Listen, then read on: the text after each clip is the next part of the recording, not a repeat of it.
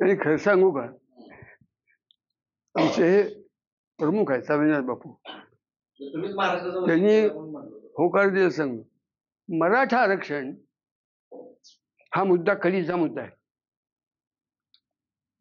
जास्त बोलत नाही.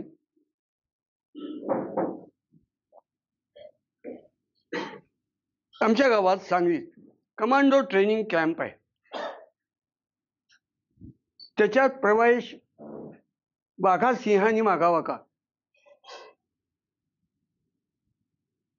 वाघ आणि सिंहानी कमांडो ट्रेनिंग कॅम्प मध्ये फी भरून नाही, निशुल्क असलं तरी सुद्धा जावं का?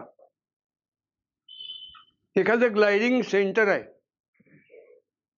विमान उडवण्याची कला, त्याच्यात गरुडांनी प्रवेश घ्यावा का?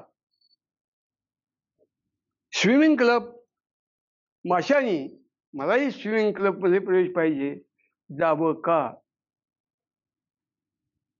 आणि मराठ्यांनी आरक्षण मागावं का? अरे मराठ्यांनी उभा देश चालवायचा आहे, आरक्षण कुठलं काढलंय? सिंहानी संबंध जंगल सांभाळायचंय.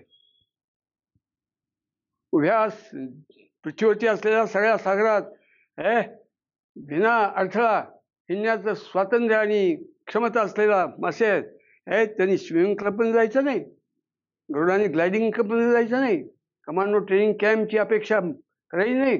मराठा जात संबंध देशाचा संसार चालवणारी जात हे मराठ्यांच्या लक्षात येईल ज्या दिवशी, त्या दिवशी या मातृभूमीचं भाग्य उजळून जाईल.